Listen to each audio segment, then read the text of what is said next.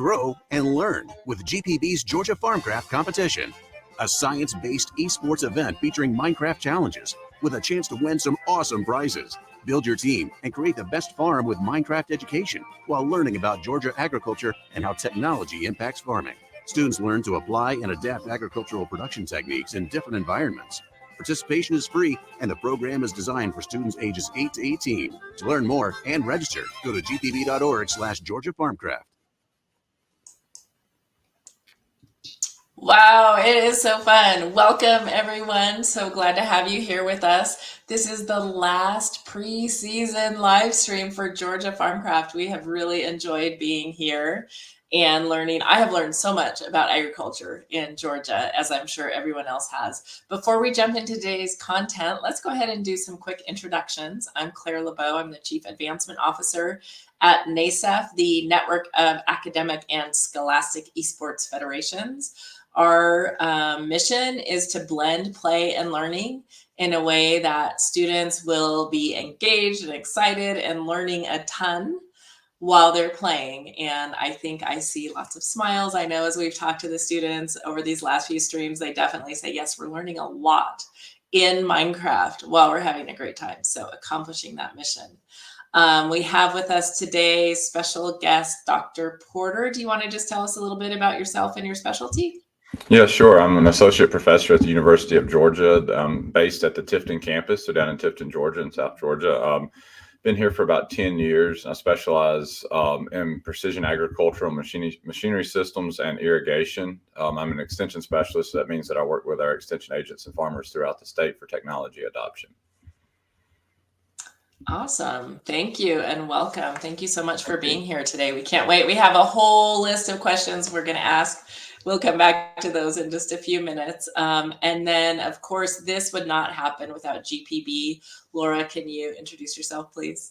Yeah. Hi, everybody. I'm Laura Evans, VP of Education at Georgia Public Broadcasting, and we produce educational content for the classroom and for families and for everyone. Along with producing content, we run initiatives like this, and we are so excited to be a part of NASEF Farmcraft and adding our Georgia flair to Farmcraft. We have so many unique things to do with agriculture in our state, and so this is an awesome opportunity to teach students about Georgia agriculture and how they can use technology and gaming to learn.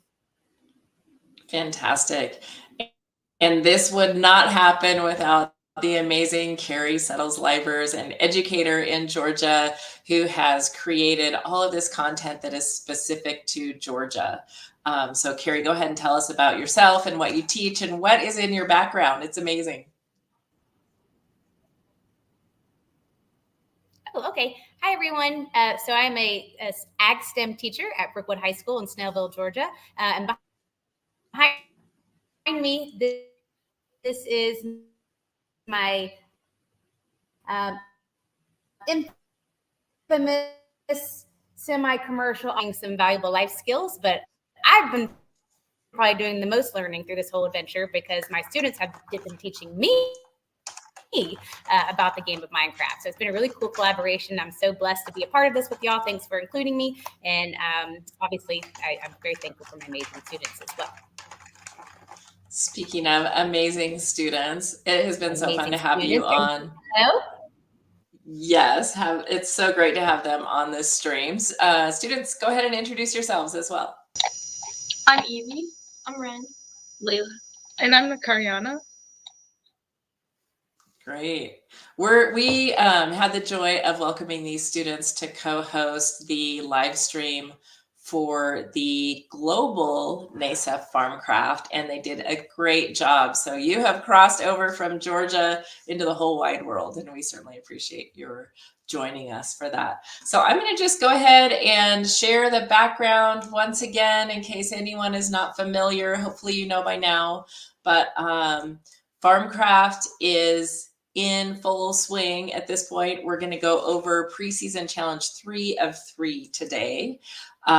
We have had several live streams and we have more to come. We'll be making the transition next week from the Georgia-focused preseason into the global Farmcraft. We're going to have a custom world available that you all will be playing in and learning all kinds of lessons about modern technology in agriculture, and we're moving into that time frame now. And let's not forget this Georgia Awards ceremony at the end. This is a competition with prizes and recognition, so you want to make sure you're getting into the game and playing through as much as possible.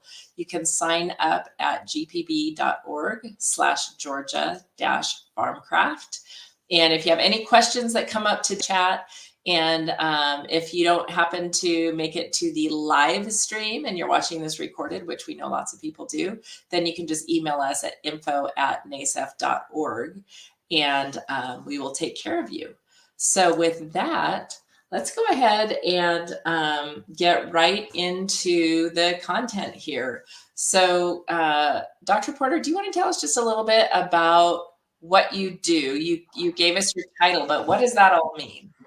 Yeah, so thanks for asking that. So really what I do on a day-to-day basis is my primary responsibility in the state is to work with our extension agents throughout every county in the state to educate them and make sure they have the tools that they feel comfortable with to go out to our farmers and educate them on precision agriculture. And that's what we're focusing specifically on today. And so next week, for example, we're doing 2 trainings specifically focused for extension agents so they can come in and get more in-depth information. And we'll be teaching them a little more about spray drones, some stuff about irrigation management, and some stuff about row crop planting that week. And so we try to make sure that we provide them with the tools and education that they're comfortable taking out to the farmers, that they can support our farmers throughout the state. So it's kind of a tiered approach there.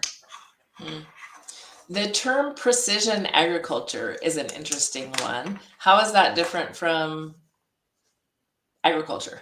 Yeah, that's a really good one. Good question. So I'm cheating a little bit over here. I've got about 5 definitions pulled up to my left that I put together in the presentation, but I would never I use it as kind of a talking point with that. But I'm going to jump to my definition. You know, you can find it on Wikipedia. You can find it on precisionag.com.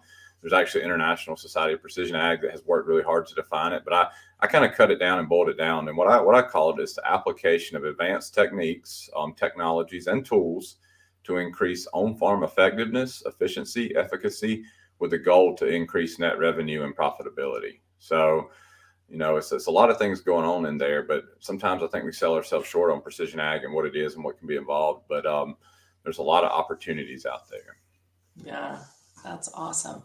Carrie, do you want to jump in? Should we jump into Minecraft a little bit while we're having this conversation, or do we want to just have a chat? And I'm going to share real quickly. I want to make sure that we give full credit to our student hosts. So there we go. Evie, Ren, Layla, and Nakariana. We know that you also have lots of questions lined up. So as your teacher, can I just brag on Carrie a little bit? You have become quite the Minecrafter in the last couple of months. So way to go.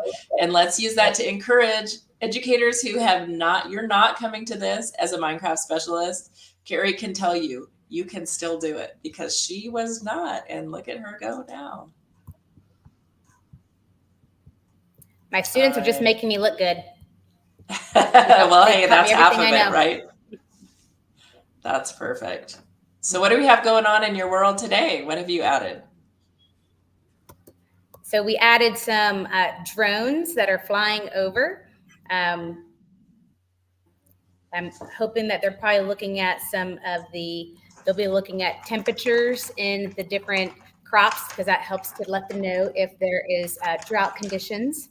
So we've got our drones. Sorry, it's hard to walk and talk and fly and talk at the same time. You're multitasking. I'm going to do my best. Yeah. So yeah. That's great. And then there's also, they want to put some honeybee farms because we're trying to do some regenerative agriculture. Okay. That's great.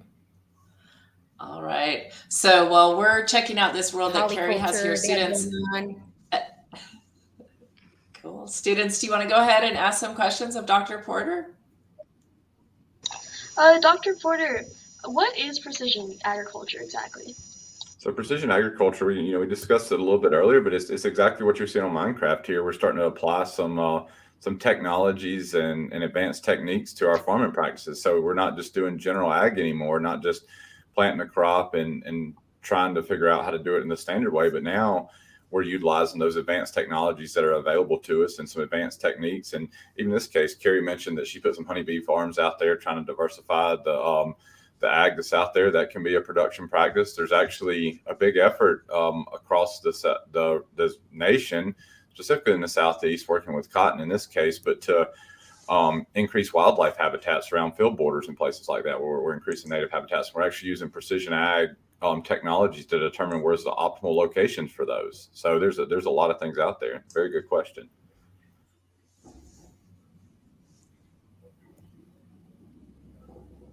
That's really cool. So I think we talked already a little bit about your specialty, and I love the idea of making sure that you're going out and teaching the farmers, because this is something that I've been reflecting on as we've worked our way through this preseason, how much I'm learning every time from the guests that come on, and then thinking, boy, how do we get all this information out to the farmers? So it's fantastic that you're doing that. Yeah, that's right where my role fits in. That's exactly where all of us extension specialists at University of Georgia, that's our role. Straight right there. That's perfect. Layla, how about you? Do you want to ask a next question? So I wanted to know, what do you most commonly work with in your job?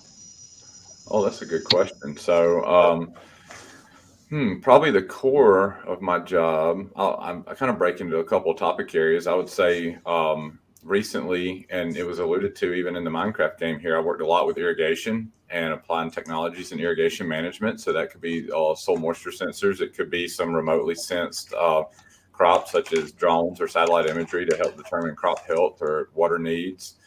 Also work on the machinery system side. And so that goes all the way across. We can look from our planting side, that's putting the crop, the seed in the ground, to when we're doing spraying to make sure we have pest control out there, and even to the harvest side when we're removing that crop for the field, that we're most efficient as we can be, and we're able to track our harvest and our yields across the field. So I work across all those areas to help our farmers.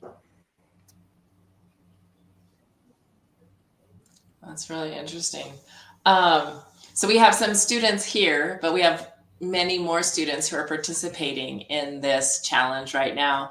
What is important to you? What kind of message do you want to get across to I know you work with college students now. How about the kids in 3rd to 12th grade? What is an important message for them? So my message to them is, it's really, really neat, some of the stuff that we're doing now, and some of the stuff that you see in ag. And we, sorry, someone's coming in, trying to break in my room. I apologize for that. But that our younger students now, and one thing that I say that you really want to look at is some of the advanced technology sometimes can be kind of daunting for maybe your parents or your grandparents that are farming. But a lot of times we see younger students and younger kids that are more adept to that technology, and they're willing to try some of this on the farm. So I say, go in it with an open mind and look at all the cool things that are out there. Carrie did a good job here putting some drones out there, and that's a hot topic right now. And, if we'd have asked 10 or 15 years ago, that would have been something people would have been very hesitant about. But a lot of people are looking at utilizing that technology. So, you're all STEM students. I would strongly encourage you to stay in that STEM field and really utilize your talents and your interests to apply it to agriculture. A lot of times ag kind of gets I wouldn't say a bad name, but to a certain extent, we feel like, well, it's just playing around in the dirt, right? We're not doing anything technologically advanced or anything. It's not that cool, fun thing to do, but it really is. When you get on the technology side, that's what got me interested when I was in college, is seeing some of the cool technology out there. And I'm like, wow, this is really advanced. So y'all keep that interest. I'm glad you're doing it now, and keep up with it. Yeah, I think the idea of how much technology is involved in agriculture today is really mind-blowing for a lot of, it is for me as an adult, but I think also for a lot of students. There's still sort of a preconceived notion of what agriculture looks like, and it tends to be, someone, maybe not somebody behind a plow anymore, but somebody, in a harvester, or doing a lot more manually than we do. There's so much tech involved. I had the opportunity. last week to go out and visit a vertical farm. And it's built entirely in a shipping container. And it was actually a student I was in Colorado, it was a student at Colorado State who's managing this farm. And the amount of technology that was involved in it was just phenomenal to see. And I was really happy to see that there are young people leading the way in this.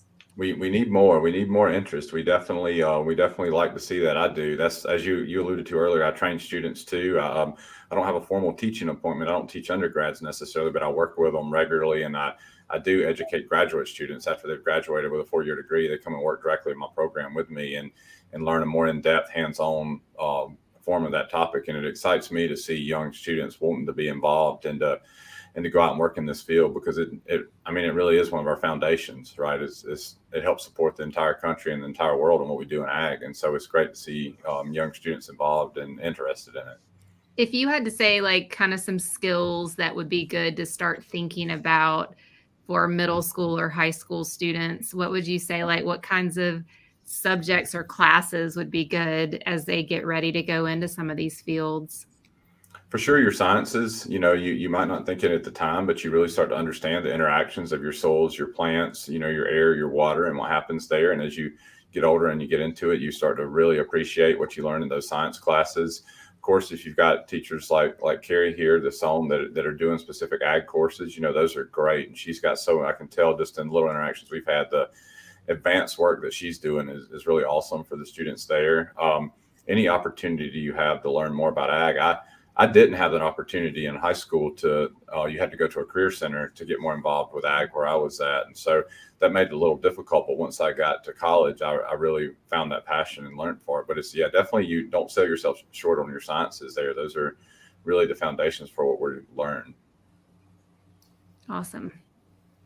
A lot of the reason that we run this program and that we're trying to educate students around the world is because of the issues of food security and trying to tackle those. How do you think precision agriculture can help us address issues of food security?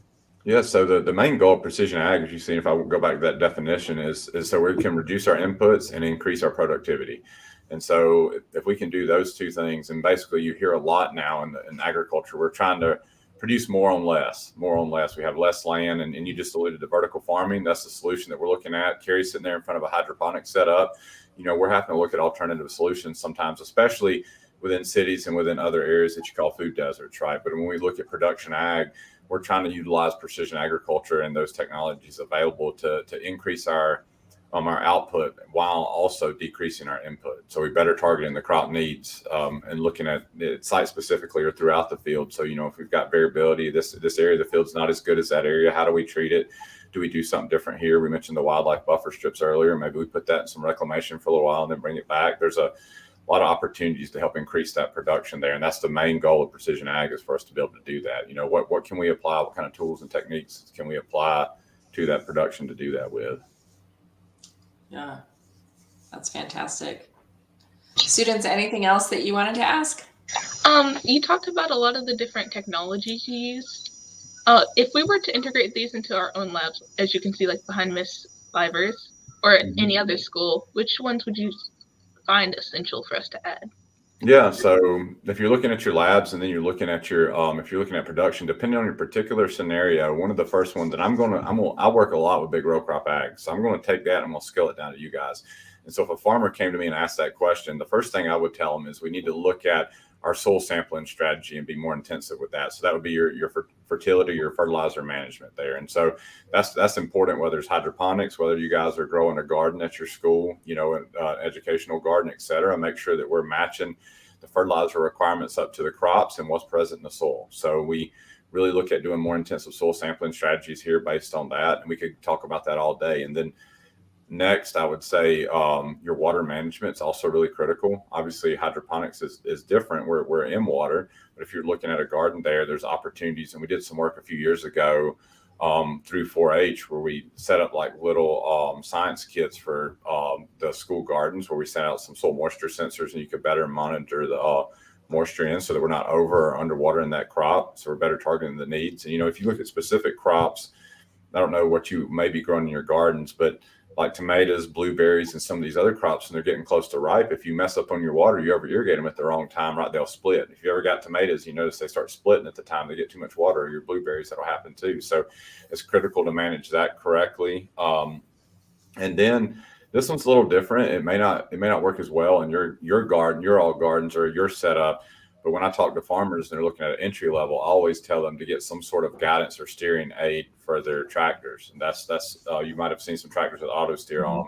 That's a very popular technology out there. And so that just helps them be more efficient in their field and make sure they're farming all their acres, and that they're better targeting their inputs spatially throughout the field. So I'd say those are 3 base level technologies that really apply most anywhere. You may would have to look at looking at using a GPS to doing some work in the garden, stuff like there. But for sure, the entry level on the farming side, I would suggest those technologies. The thought of sensors, I mean, I go around just my house and water my house plants. And the way that I try to figure out if they need more water is by sticking my finger down into the soil and see, is it drier down here than it was up here? But obviously, I'm not relying on what my houseplant does to support my family, to feed my family, to, as you talked about at the beginning, generate revenue, or to feed the world. And so the thought of these sensors that are helping with, for example, how much water you need, that's great. Another guest that we had for Farmcraft was talking about how they're putting sensors on livestock. So if you have a farm or a ranch and you have cattle, and a couple of your cattle are not moving around the way that they should, you can sense that, you notice it, you know immediately which ones it is, and you can go check on them. Are they sick? Is there something causing this behavior? Just the level of intelligence that we can gather now. And that's precision ag. We don't talk about a lot on the animal side, but we're actually doing a project here in Georgia where we're implementing some of that here down in the Tifton campus, and doing some animal tracking and trying to do some feed and water monitoring and stuff of them too. It's just really interesting what you see. And talking about your house plants, this is something you could do. I wouldn't recommend this for a farmer, but you could go on Amazon and buy all these little cool, and some people call them cute, like soil moisture sensors. I saw one that had a little bee on the end of it and a little small battery, and when it got dry, it started flashing a light and stuff like that. That wouldn't work out in a farming scenario, but in a at your house plant or in a small garden or somewhere, that's a really good indicator. And so part of what we do is we vet those sensors. Of course, like I said, we're not going to buy the smaller, cheaper ones for the farm level because they're out in a harsh environment. But we work with companies to vet sensors and to teach our farmers how to use them too, and the benefits of them. There's a lot of opportunity there with that. I'm going to get myself a little bee sensor. I'm going to tell my husband, this is precision agriculture happening in our house right now. It, right there. You already got it. I think I need some of those too. Yeah. I'm like, I live in an app for that. That's it. I think a couple of them do have Bluetooth app for it, right? Yeah. I bet. I live in Nevada, and so trust me, things dry out very quickly out here in the desert. Yes. Yes, you're in a very dry, arid climate. You need that. Yeah, for sure. What would you say that your favorite part of your job is?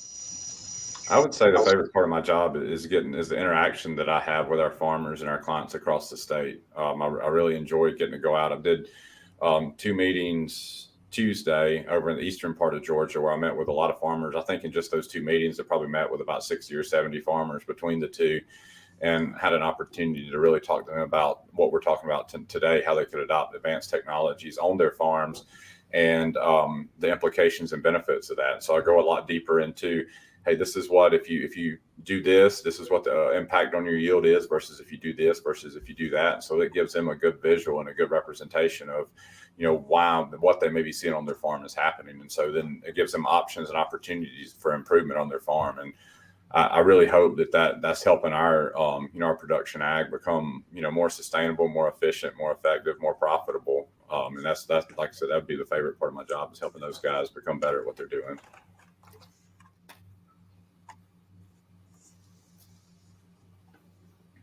That's great.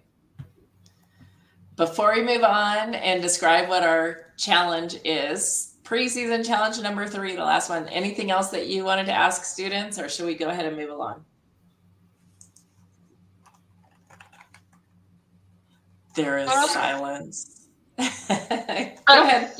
With the students that you teach, are there have you been seeing like a lot of interest in the technology from various, I guess, I'm not sure if it's grades in college, but the various educational levels? Yeah, so we're I would say it's probably one of the fastest growing fields. My program stays full of students. I've never had a hard time finding students who want to work in the area of precision ag and ag technology. All the time have people reaching out to me wanting to come to the program, and my colleagues are the same way. And students are, I think they're very interested in it. We see that that's the area that agricultural is going. And I see a lot of my colleagues who, more on other side, agronomy or other sides, who are incorporating more precision ag into their operations too, where traditionally we wouldn't do that. So now we're having, I would say that precision ag is almost becoming standard ag. I think Claire asked that question at the very beginning. What's the difference between the two? And, ideally, I would like to say 10 or 15 years, but I've been working in precision ag since about 2007, 2008. So we've been that, but maybe another 10, 15, 20 years, we won't be using the term precision ag anymore. It will be just ag then. We'll be completely applying the technologies and everybody will be trained on it. It'll be the new way of farming. But yeah, we have a lot of people interested in it. It's really great.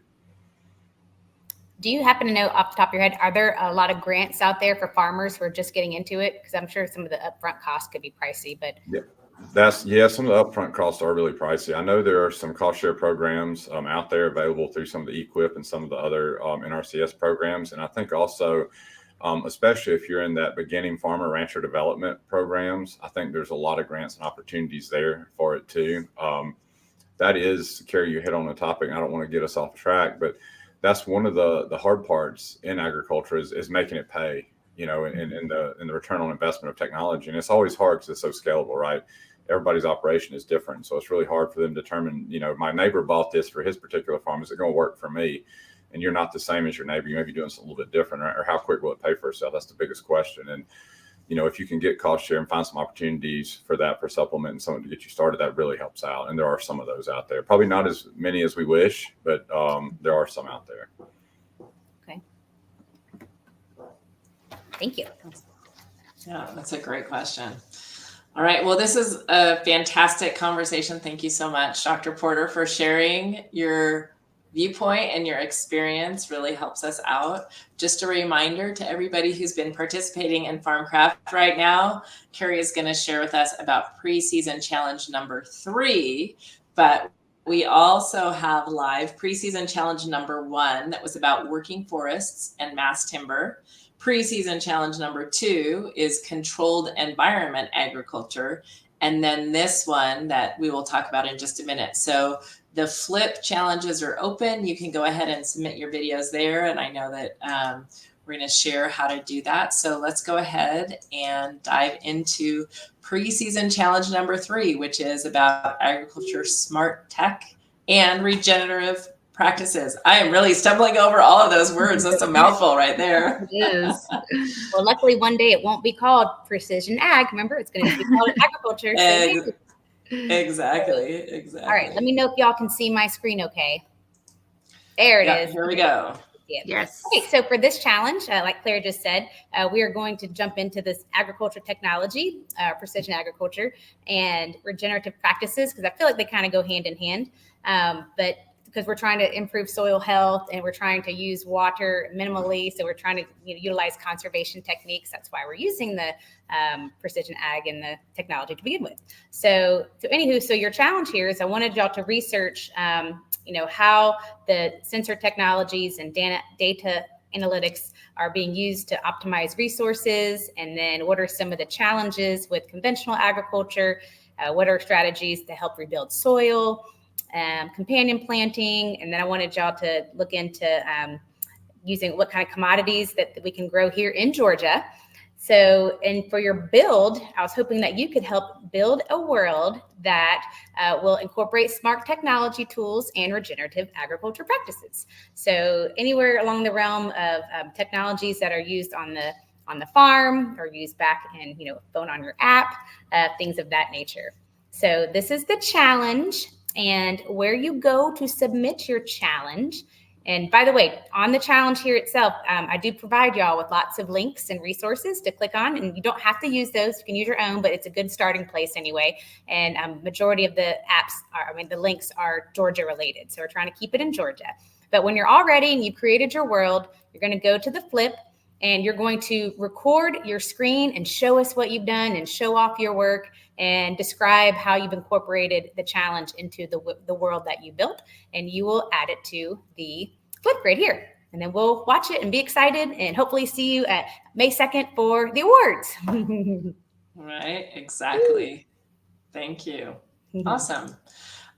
So as we've mentioned, we are making this transition right now from preseason to regular season. You can complete these preseason challenges at any point. We would love to see what you're working on and see how you take and apply. For example, we saw in Carrie's world, because she's ahead of the game, of course, she had those drones already. And then that was something we talked about. So we want to see what other ideas you come up with, or let's see who can slap a Fitbit on the cow or the pig roaming around in your Minecraft world. So we're really excited to see those. Our next stream is going to be on March 14th, and that will be one where we're joining all of the world, all of the globe, talking about Farmcraft and the new Farmcraft world. And we're so excited. This is a little sneak peek for you of what it looks like. It's very different from last year. And you'll see that we don't have one island with lots of biomes, but now we have several different agricultural settings.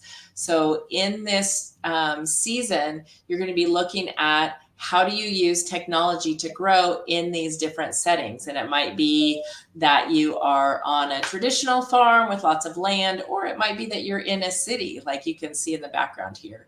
So just really looking forward to launching that and getting into that new season, the regular season, as we call it. So make sure that you're completing your preseason challenges and then that you're tuning in. The preseason challenges are optional, although they're a great way to demonstrate what you're learning. But during the regular season, you must complete all 3 of the regular season challenges to win. Students, how many of the regular season challenges must be completed to win? There are 3. There are 3 challenges and you have to do all 3. So you must do all the work assigned if you want to win. And you'll be competing against, we have registrations, from every country in the world.